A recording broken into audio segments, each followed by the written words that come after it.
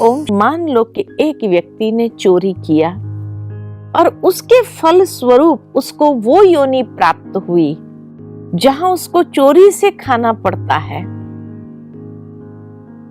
तो फल कैसे हुआ? क्योंकि फल उसको कहा जाता है कि जहां व्यक्ति को डीप रियलाइजेशन कि ये कर्म गलत था, ये कर्म मुझे नहीं करना चाहिए, तब तो उसके संस्कारों में परिवर्तन आएगा।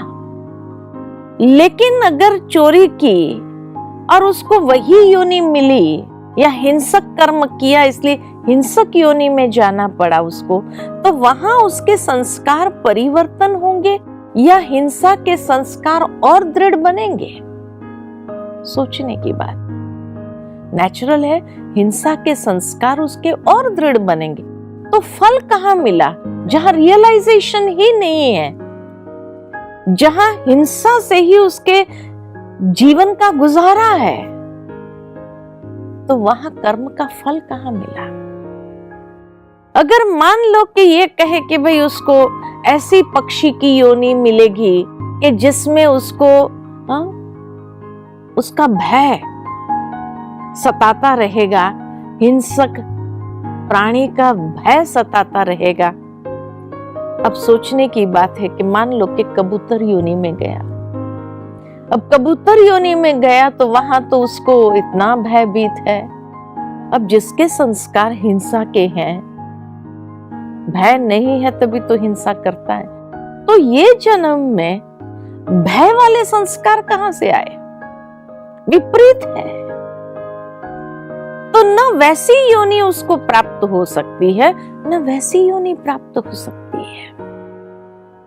तो कर्म का फल कहां मिला? और साथ ही साथ हम देखते हैं कि मान लो कि सारे फल भोग करके 84 लाख योनियों से गुजर करके फिर जब मानव बनता है तो मनुष्य हर रीति से संपूर्ण होना चाहिए। लेकिन कोई बच्चा जन्मते ही लूला, लंगड़ा, अंधा, बहरा पैदा होता है।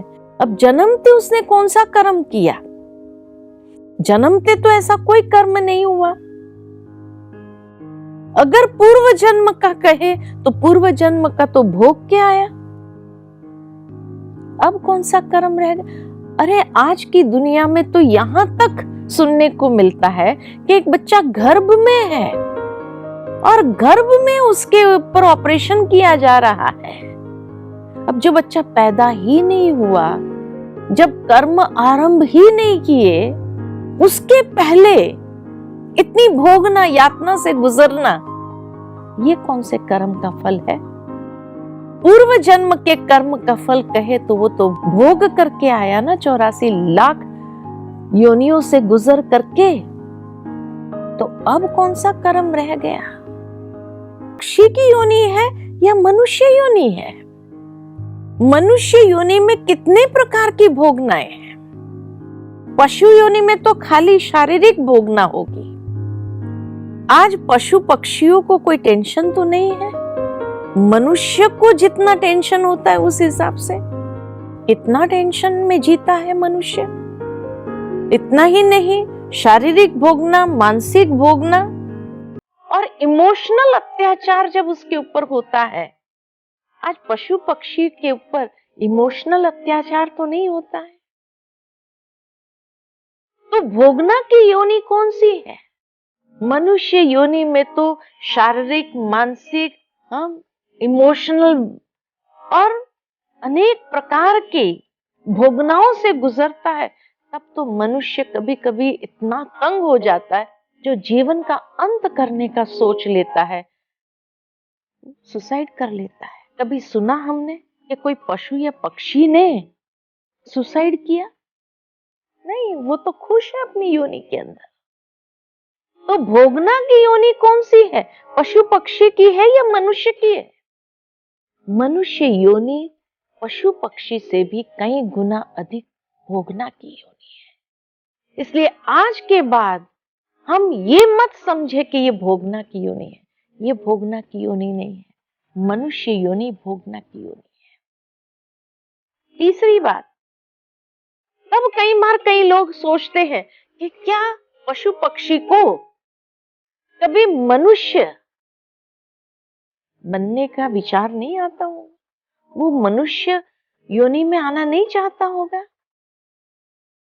मैं एक ही बात आपसे पूछूं कि आज मान लो कि मनुष्य हर रीति से भोगना भोग रहा हो, शारीरिक, मानसिक, इमोशनल, हर रीति से भोगना भोग रहा हो, और उस वक्त भगवान अगर उसके सामने आकर के पूछे क्या दूसरा जन्म मैं तुझे कोई पशु पक्षी कीड़ा मकोड़ा बना दूं, तो मनुष्य बनना चाहेगा? इतनी भोगना के बावजूद भी मनुष्य शायद यही कहेगा, नहीं, मैं मनुष्य ही रहना चाहता हूं। ठीक इसी तरह हर आत्मा अपनी अपनी योनि में बहुत खुश है। आज पशु पक्षी अपनी योनि में, क्योंकि वो स्लो पेस से चलता है, तो 4 दिन में वो पहाड़ी पर पहुंच गए, हाथी बच गए। तो अपने माता पिता को कहता था, जैसे ही बोलना शुरू किया कि मुझे अपने घर जाना है, मुझे अपने घर जाना है, माता पिता बार बार उसको समझाए यही अपना घर है। वो कहे नहीं, मेरा घर अलग है, मुझे वहां जाना है। खैर माता पिता को तो मालूम नहीं था। एक दिन बच्चे को गाड़ी में घुमाने ले जा रहे थे और घूम करके जब वापस आ रहे थे तो एक मोड़ आया था कि हमारे घर में रेड पड़ने वाली है, और इसलिए जब रेड पड़ने वाली है तो सारे डॉक्यूमेंट्स जितने भी हाथ में आए सूटकेस में भर करके उस पिटारे के अंदर डाल करके उसको वहां झाड़ के नीचे खड्डा खुदवा करके दफना, जो मैं और हरि 2 ही जानते थे और कोई नहीं जानता था। और इसलिए वो आत्मा जब गई, वो संस्कार लेकर के गई, माना वो अंतिम इच्छा यही थी उसकी मरने से पूर्व कि अब सब दबा का दबा रह जाएगा, किसी को कुछ नहीं। तो ये जन्म में जाकर के भी वो पिछली स्मृति जो उसको सता रही थी अंदर में कि बच्चों को दे करके फिर आऊं मैं, और जैसे ही उसने हैंड ओवर कर दिया उसके बाद विस्मृत हो गया। फिर अपने माता पिता को कहते हैं चलो अपने घर। बस वो लास्ट संकल्प उसका पूरा हो गया। ठीक इसी तरह कई बार पशु भी अपना पूर्व जन्म बताते हैं कि वो पशु ही थे पिछले जन्म में। कैसे? तो मुझे याद आता है कि एक बार एक न्यूज़पेपर में ये बात आई थी, एक कपल अपने कुत्ते के साथ घूमने गए थे।